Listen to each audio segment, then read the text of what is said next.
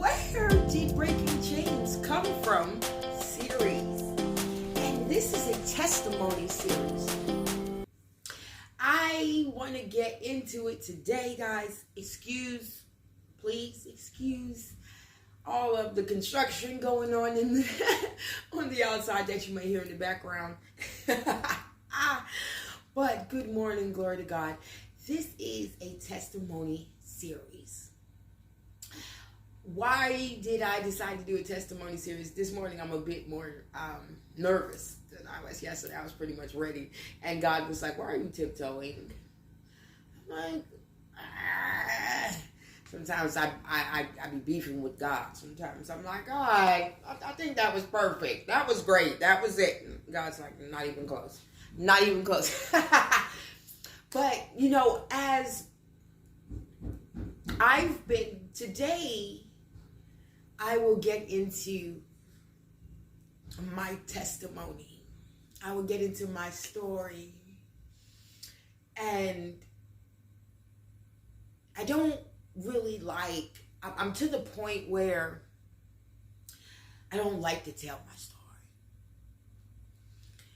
And it's because I entered into a space that I was all about. I was just so ready to join arms with all of the other survivor sisters and join in the fight. And sometimes the joining arms things and being in a group with everybody isn't a good thing. There's a lot of motives. There's a lot of just drama that comes with any group of people, any situation, any type of organization or movements. There's a lot of drama. And I am one person that stays out of it. I stay out of it. But as I was going around, giving my story, and when I say giving my story, I'm saying outpouring my trauma, reliving the pain, and that took a lot out of me to do. And then I had to bring it out, and then I had to bring it all back in and go home and sit with it. And and it would beat me up. It would beat me up all the time. And God's like, you're telling your story, but you're not telling your testimony. See, people want to know strange details and have questions that are just uncomfortable. A lot of things like that has happened over the course of the years of being in the movement and telling my story. So, kind of God's like, yeah, let's reconstruct how we give our story. And I was like, you're right. I'm speaking all this life into this pain, into this trauma, and I'm not identifying your grace and your glory and your mercy and your love and how you kept me and how it could have been worse for me. And that's where the shift came into me, and the Spirit being led by the Holy Spirit, and comforted and excited to give the testimony. So, with that being said, I know that was a lot. Sorry, guys. But let's get into this part of the series. Y'all, I'm sorry. I'm a bit nervous today. At least I'm cool with saying that. At least I'm cool with saying that. Okay, so as we get into the Where Did Breaking Chains Come From series, and today it will be my personal testimony, my surviving story. And like I said, I am a survivor of many things. I am an overcomer of many things. Go God, go God, go God. Okay. And my story is real, and in respect of people, I'm not calling out names. Some situations will be blocked out in respect of some people. I'm not going in full detail. That's crazy. You can read my book, or you can find my story on a podcast if you want to dig into the pain. But today, I'm going to give you my true testimony of how God worked in a young girl's life. You hear me? How God worked in that young girl's life, which now is a grown woman sitting before you today. So let's get into it. In order to know how I got into the trafficking situation, you have to know about me, who I am and where I come from. So it's not a easy story to start, but let's get into it. Once again, excuse the construction that you may hear going on in the background. All right, so I come from a big family. I am the youngest out of the first batch of my mother's children, meaning she had a group of children and then she turned around and had a couple more. And I was the one that I guess she really couldn't figure it out by the time she got to me. So she decided to leave me in the hospital. For whatever reason, I was prematurely born. I was full of drugs because her and my father were addicts. And it was, I came into this world on some really messed up terms from the get-go. And growing up was really difficult, but we did have an amazing caregiver. My papa, my everything. He's my father. He's everything to me. My mom as well, which was a relative to my father. She was. They decided that they were going to get my mother's and father's kids together because they didn't want us to grow up not knowing each other. Like the greatest thing. We grew up in a super churchy household. Super religious, churchy, like I think we probably invented the everyday church hours. Just be honest, like everything was centered around, the word. And it was not really too much outside of that. It was very big on discipline, very strict living. There was a lot of other things going on, but at this time I was very young. Life growing up was very confusing for me. It was very painful, because my mom and my father had abandoned me, and growing up, living through that, living and understanding as a child, like, why didn't you want me? Why didn't he want me? Why am I here? And now you're the part of that forgotten group of the family. You're the child of, the addict. You're the forgotten. You're the unwanted. And that's how it was. And I didn't have relationships with my siblings. Brothers, sisters, cousins, all of it would not. It was kind of like I was the black sheep. For whatever reason, it's just, hurt kids hurt other kids. That's just how it was. And we grew up in New Jersey. On the outskirts, when we were younger, we were in Egg Harbor Township, but moved into the Atlantic City area. And I just went through a lot of not wanting life, not wanting to live, not knowing why I was alive. Like, why was I here? She didn't want me. He didn't want me.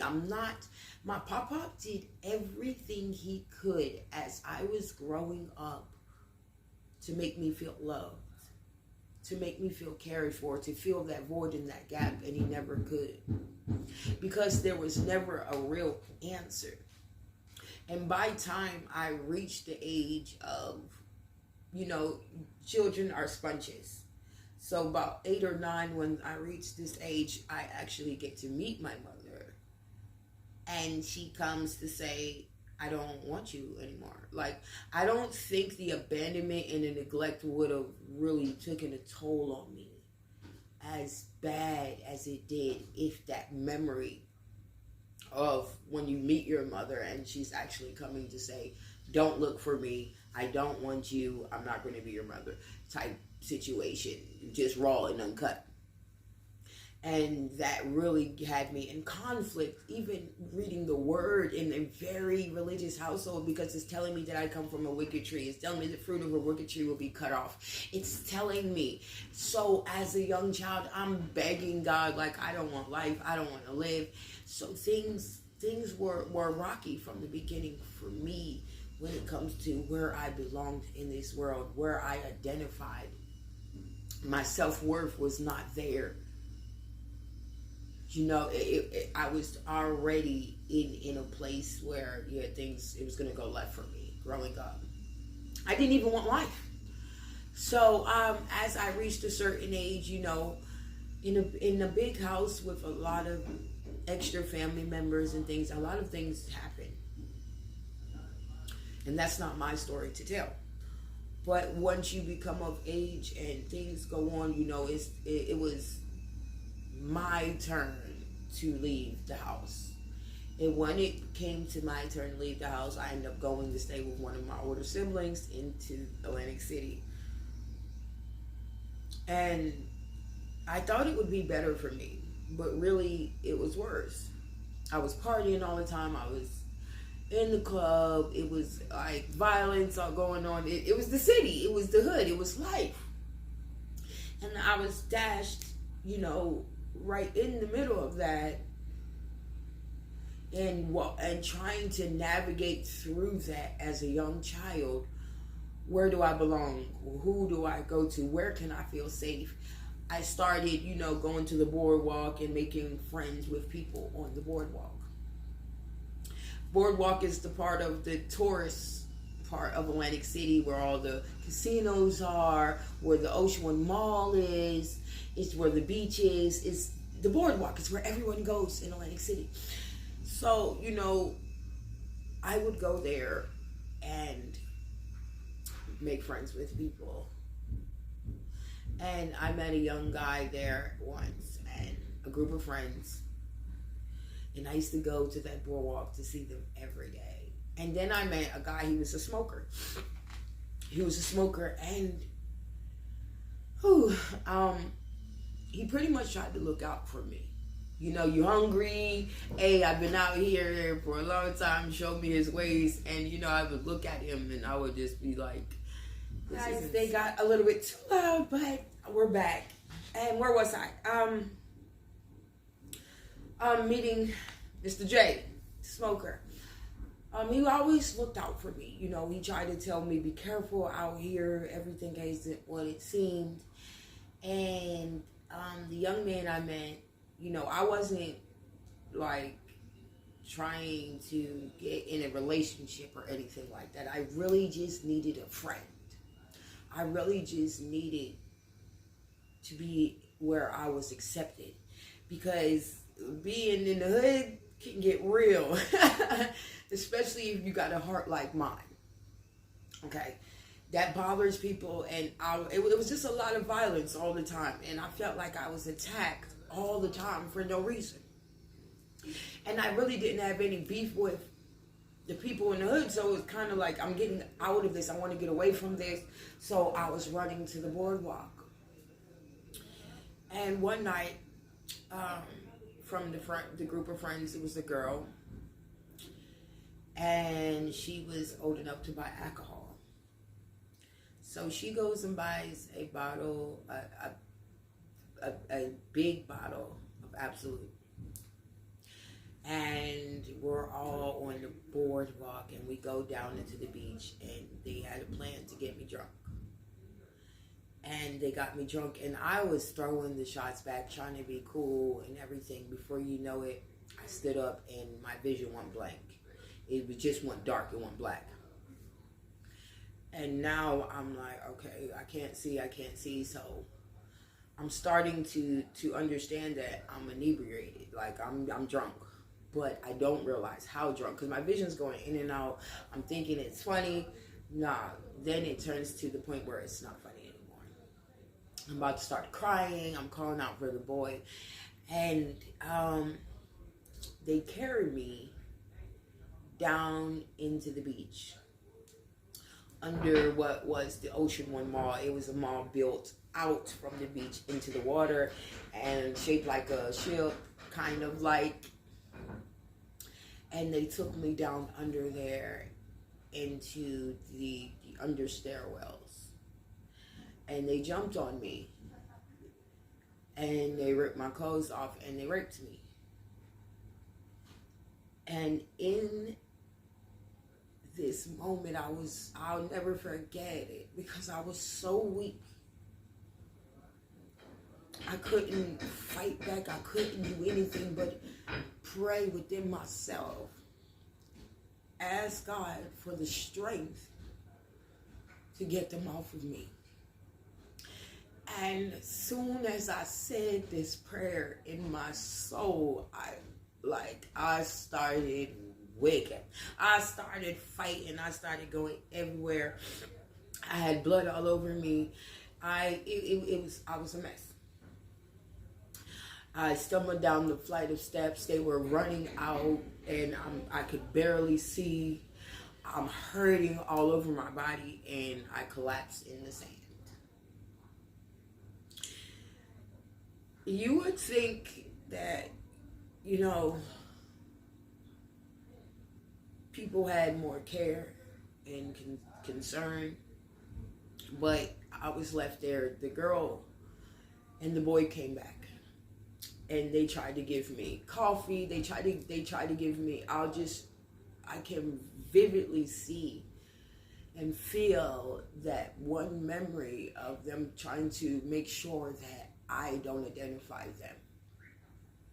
And I'm crying to him like, why would you do this to me? Why would you do this to me? As I'm laying there throwing up and like going in and out. And they're like, we didn't do anything. The bums did it to you. The bums did it to you. By morning, I was still there.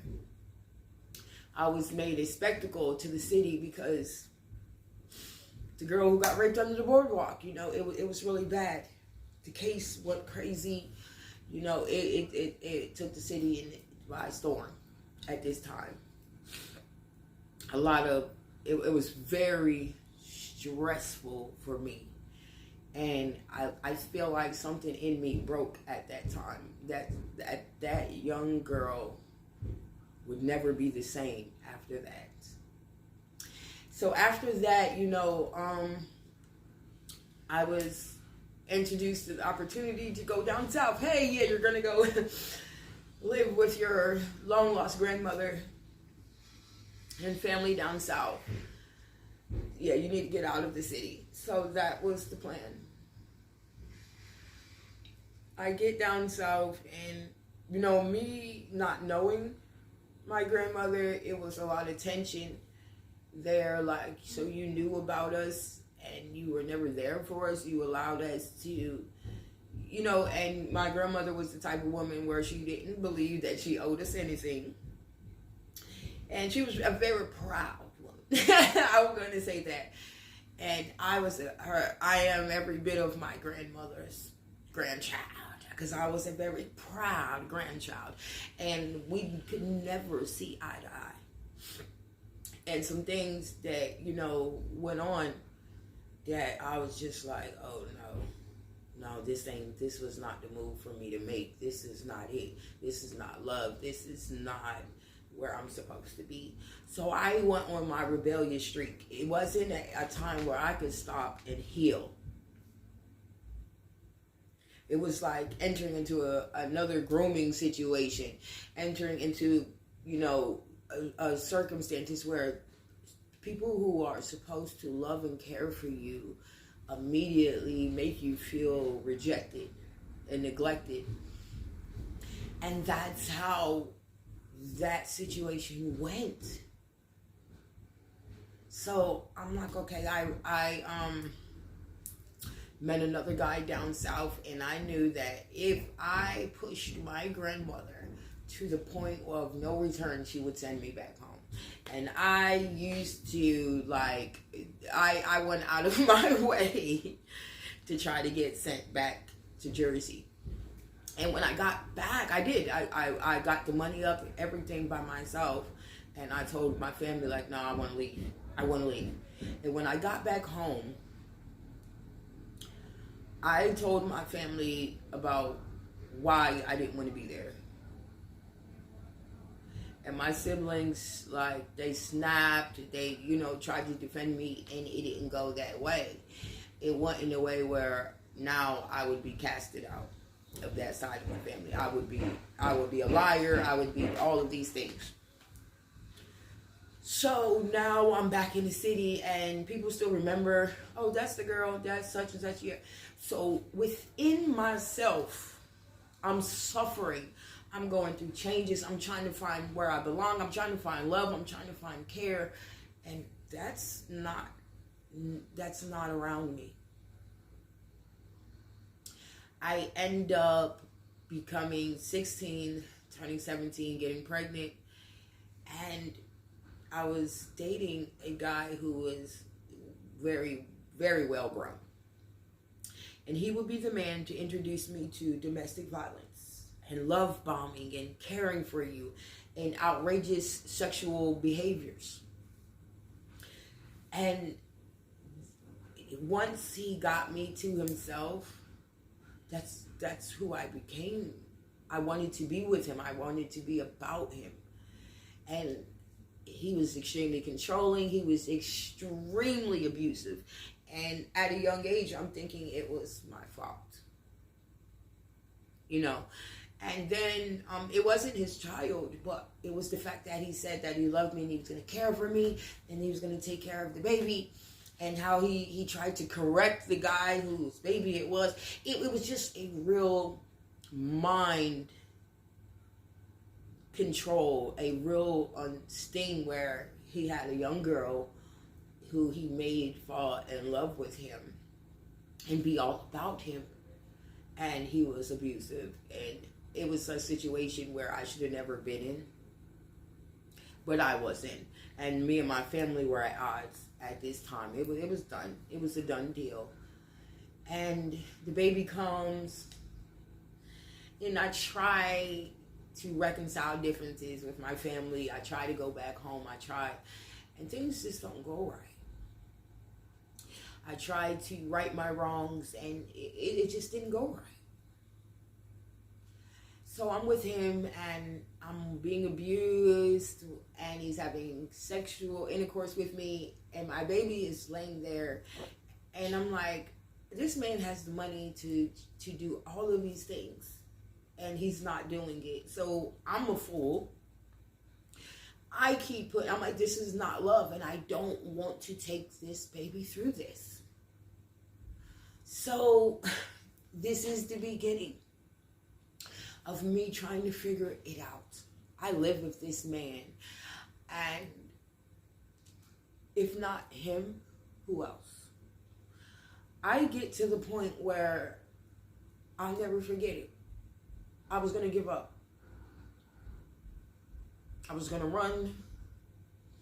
They have a state building, and I went to the state to turn myself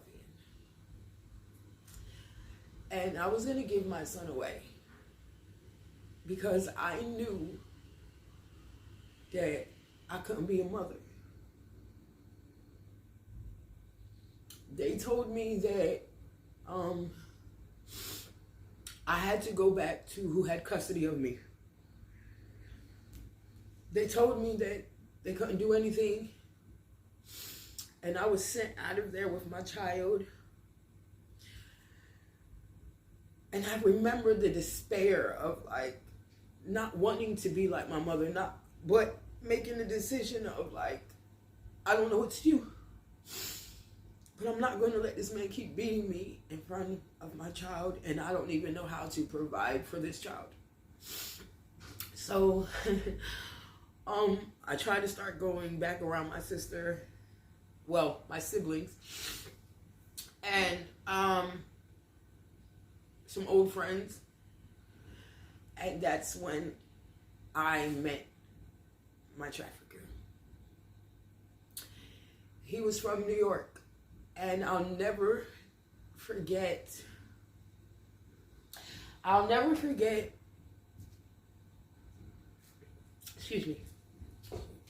will never in my life forget what he looks like or what his vehicle looks like.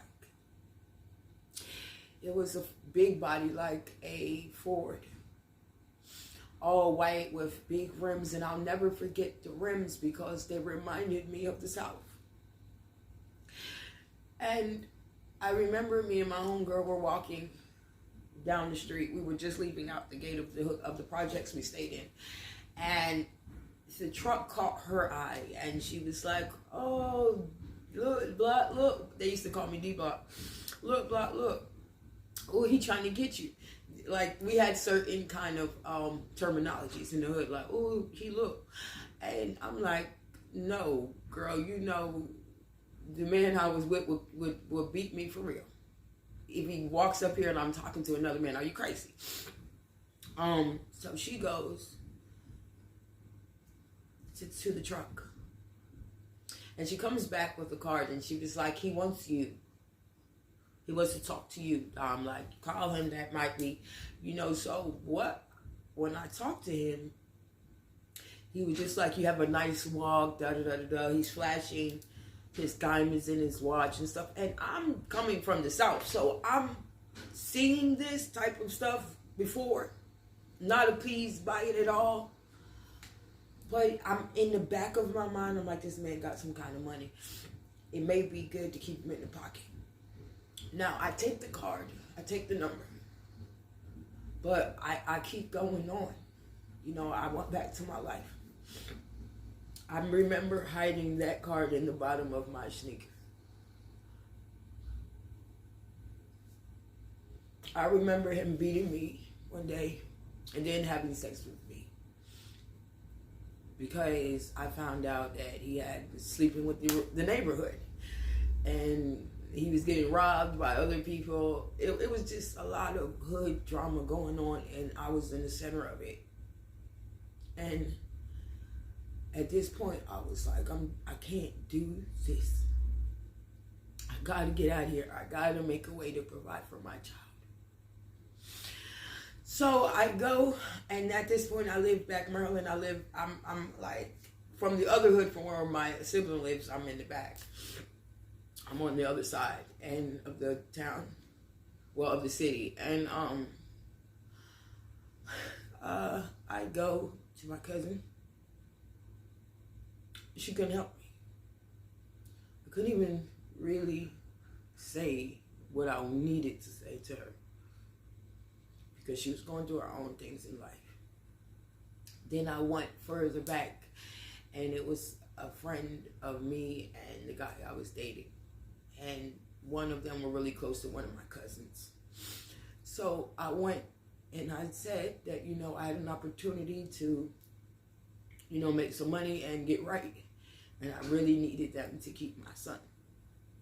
Now, mind you, this is like a Thursday. Okay, I used the girl's phone. They were in a relationship where I was leaving my son. I used her phone and I called the number. Okay, he answers the phone, and immediately I break down. I tell him everything I'm suffering. I'm going through something. I'm going through abuse. I need to provide for my son. I tell him everything. I don't even know what would even encourage me to outpour the way I did. But I did.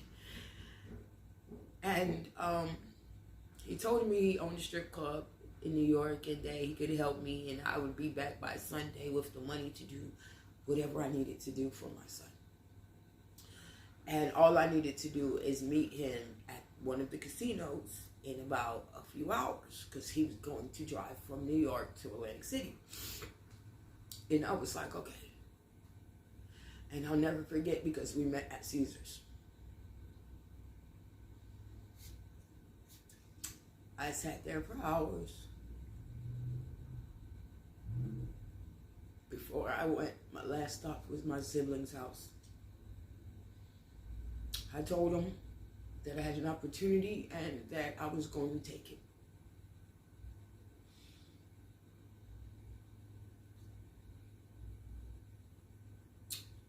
I sat out that side of that casino until it was really late, and I fell asleep. And when I woke up, it was like something in my spirit woke me up, like I was in serious danger.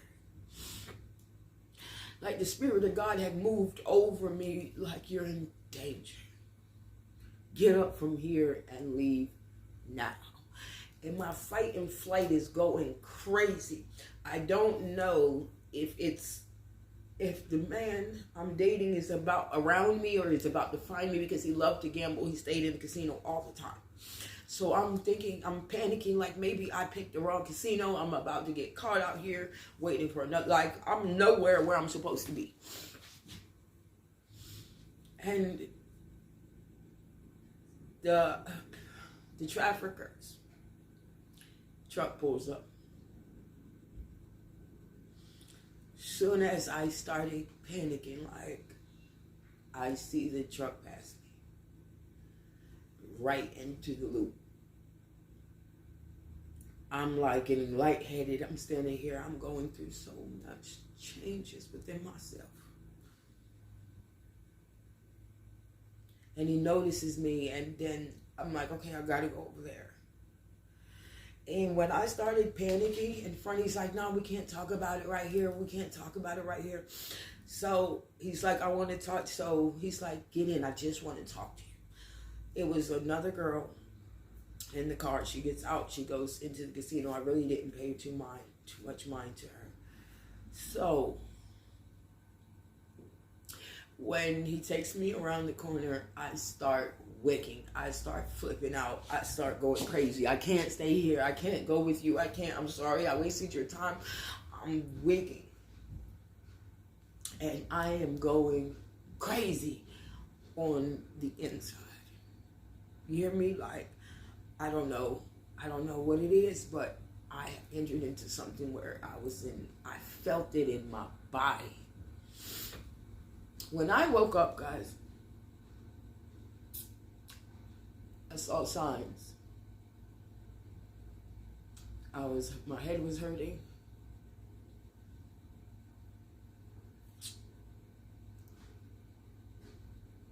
I remember seeing Brooklyn. I remember the overpass over me and the truck parked under it. Because right in front of me, across the way, was a Chinese store that he would take me to after he gave me the speech. And he had everything that I had on me in his lap. And he had a gun, and he said, if you were smart, you would listen to me. If you want to see your son again, you would listen to me. And this is where he began to tell me that I belonged to him. And that I was now a hoe, and that he wanted telling me that if I wanted to escape, or if I tried to run, or anything, that I would be dead before I reached home.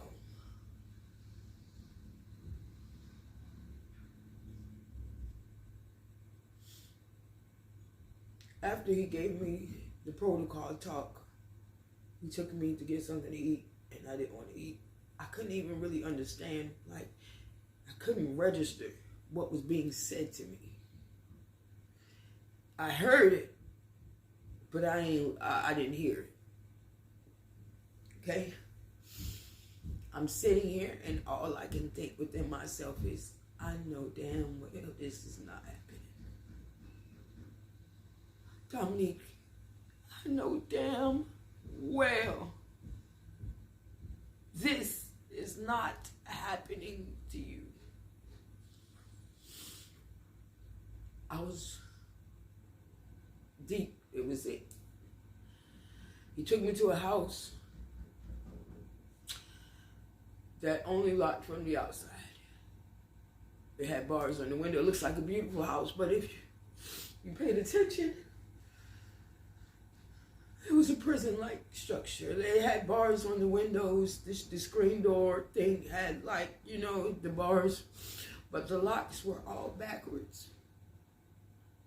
The girls were naked when I walked in, and I was stripped naked, and they began to bite on me. the breaking stage. I was sat in a dark room naked.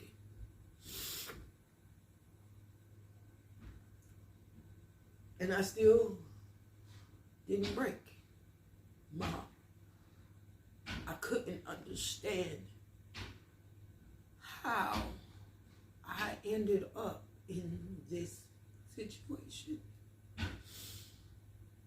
I blamed myself. My mind shut off. I couldn't feel.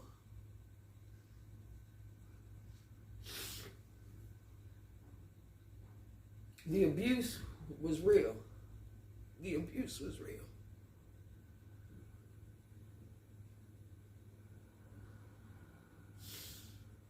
Getting put out there to walk the track and getting beat because you don't want to do it. I got introduced to the strip club and I probably fell in love with the strip club at that point because I knew that I didn't want to be out on that street.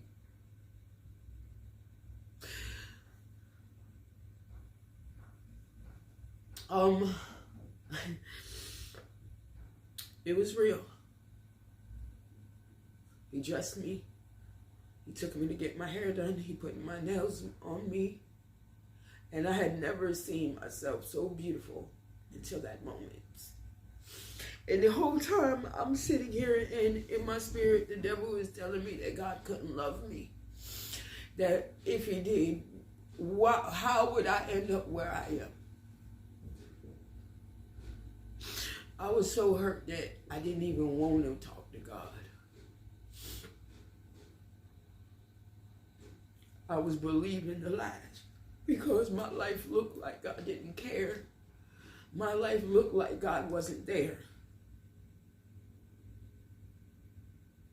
It looked like I was worthless.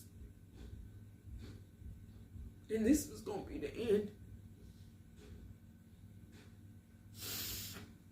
I'll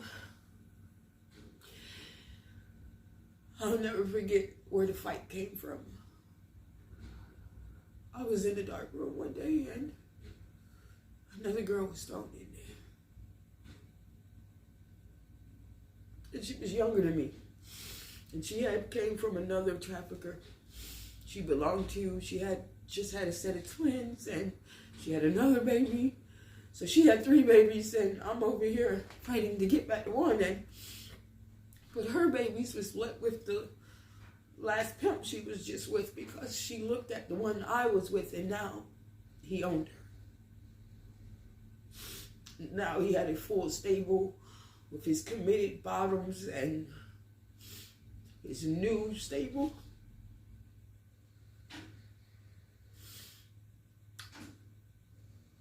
A blizzard came to New York.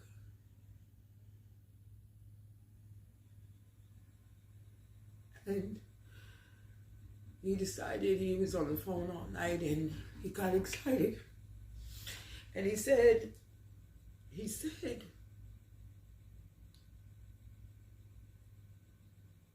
that he was taking us to Miami. And he had something special for me.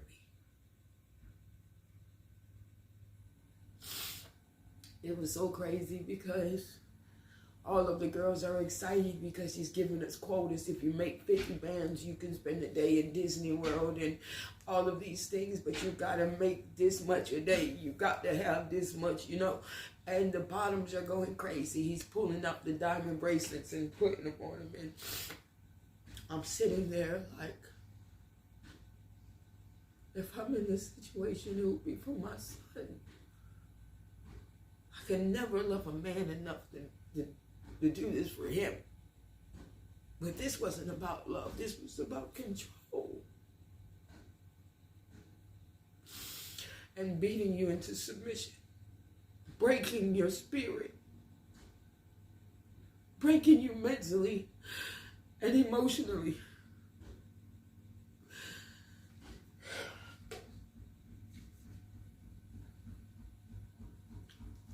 But this was the devil trying to break my faith in God.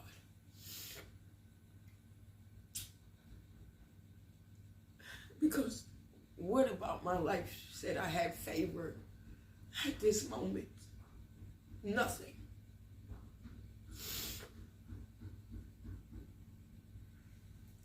I felt like I was God's greatest failure. And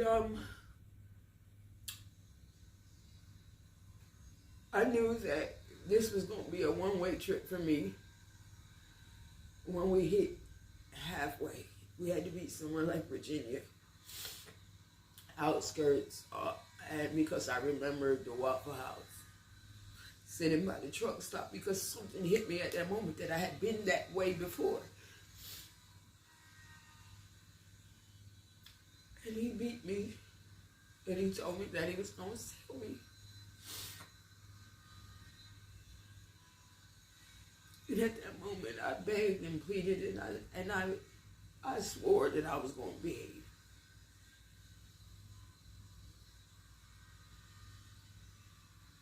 In the midst of all of this, I attempted to call my siblings when I could, crying, like, I'm sorry, this ain't that.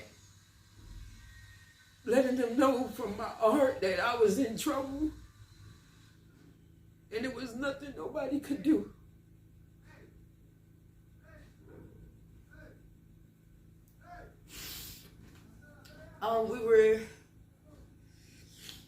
We get to Florida. We get into the hotels and everything. We get to the block where they meet up and where they tell you where the auction spot is.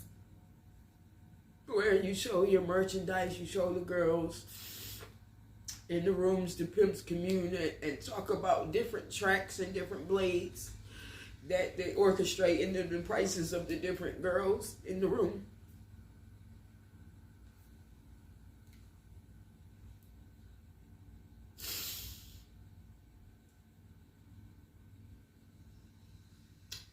I knew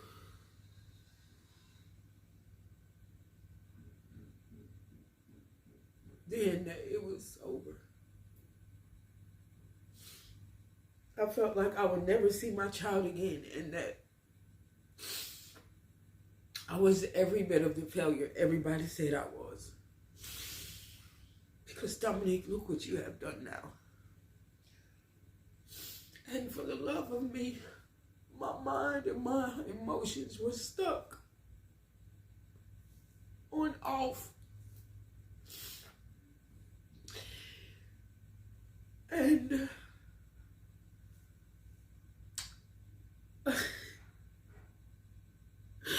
when somebody puts a price on you and tells you that, you know, you're never going home, it'll do something to you. It'll do something to you. Without getting so deep into details, we were on South Beach. And South Beach looks a lot like Atlantic City in some ways, with the front street, with all the casino, with all of the hotels going up, the really nice hotels, and then the shops and the restaurants in the middle, and then the back street. There's like some little villas where, you know, rich people stay, and then the back street, there's hotels, them shady hotels, and then the strip clubs, you know, on that street. But the main street is just like Pacific Ave in Jersey. But this was the track.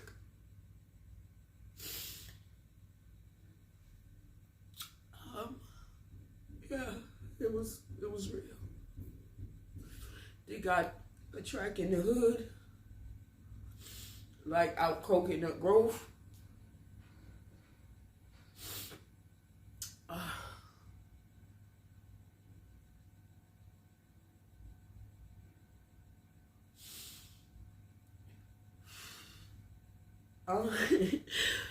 So it came to the time where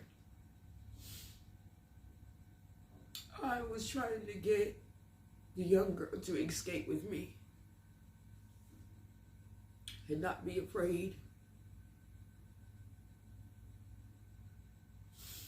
And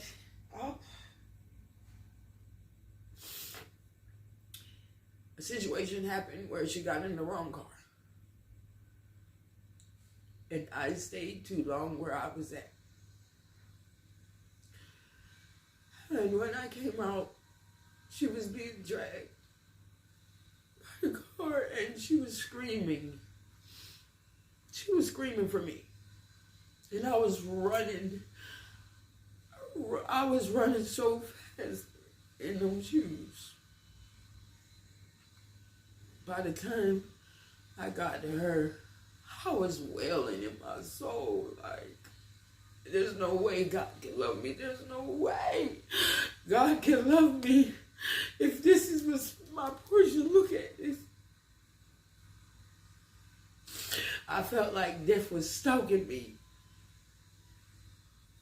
And at that moment, I had to make a choice. And that choice was, either you gonna give it life or death. Is not gonna be easy for you. The enemy came in, and this very moment, I'll never forget it, because I still ask God for forgiveness, because the enemy said to curse God and be done with it, because he didn't love me. He didn't care, because look where I was. Looking at this girl's body. Like I was next. Something in me moved my feet faster than I can move.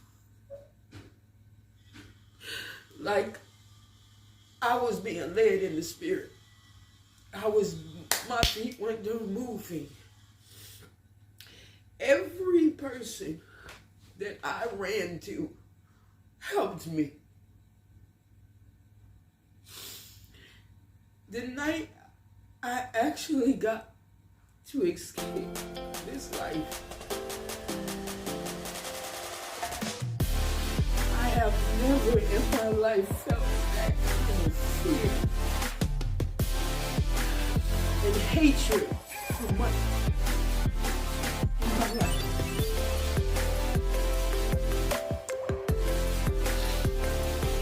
God used a number of loopholes to get me out of that. And when I got out and I was on the Greyhound heading home, I was so shamed and broken. I remembered one number, and that was my family. And we was out, and the first thing they said was,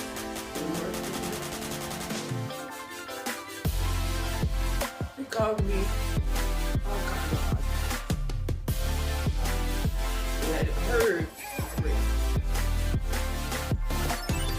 When I got back to Lindsay, most of the people wanted to know why I didn't rob the pimp and go food. There wasn't any care. I could not open my mouth to say anything about the abuse I endured, the sexual assault, fighting for my life.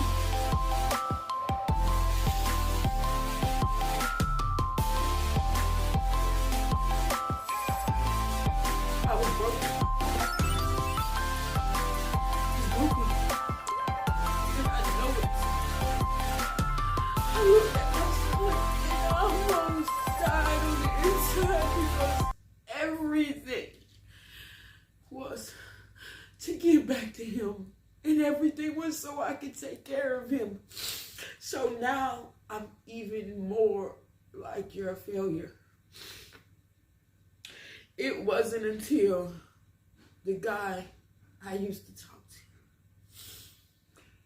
heard my voice, and my little cousins heard my voice. These are the people who cried for me. That guy sent the money for me to go back to Georgia. He listened to me cry. He listened to everything that happened to me, and he didn't judge at all. he already had a mindset of who I was.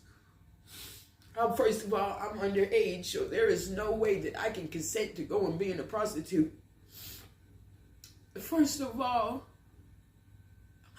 I didn't have the system I was supposed to have to teach me to be a mother or a woman.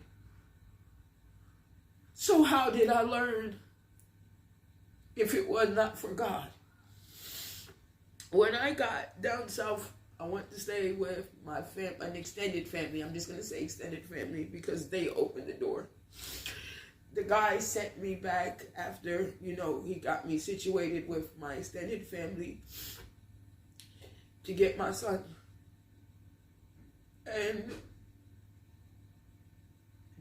my extended family, I owe a lot to them because I used to try to kill myself. I was up all night going through emotional, mental changes. I had been in the mental place like for severe PTSD and anxiety. It was so bad because I was out, but it was so much pain and hell inside of me that hey my God, I owe God the glory in this story because I'm alive. I'm well, I'm fine, I made it through. And after I made it through, I didn't have any way what to do with my life. The only skill that I could think of that I had was swinging around the pole. And I had the ID from the life that my trafficker gave me. I tried to reach out to different family members to get my documents, and they weren't willing to help or not able to help for whatever reason. So, into the stripping life became my absolute life. So, guys, I cried all the way through this thing because I'm sharing some intimate pain, some intimate truth that I carried for so many years behind alcohol, behind drugs. Like, I hid these things behind these things because I couldn't face them. I couldn't speak them. But now, today, I give it to you in my testimony to tell you that God is not only willing, but He is able to do more than we can ask, think, or imagine. God didn't fail me. The enemy had an attack on my life. And he was seeking to destroy me since the day I was born. And God's grace is the reason I'm here today, because He kept me in the midst of the storm, in the midst of the attacks. That one day I would be a beautiful, great woman of God, standing to testify of His glory in my life. So now that we got through the trafficking, we're not going to go into the domestic violence portion of the series today. Glory to God in the name of Jesus. I thank you, God. Hey.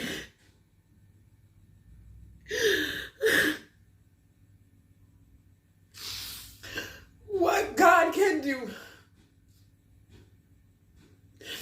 with your pain, no person in this world can do. These tears show you that the pain is there and it's real. But I carry it with the grace of God. You hear me? Because I'm not what happened to me, and what happened to me will not break me. But by the glory of God, I stand victorious. Hey, oh, my God. I thank God for everything that He took me through, that it saved me from, and that he gave me enough strength to fight. Because the enemy tried it. He tried. He tried to kill me. He just tried to destroy me as a woman. But God had other plans. Hey, y'all, y'all got me up. Y'all see me bawling. And I told God that I didn't want to give this testimony. God like, no, we're doing it. We're doing it.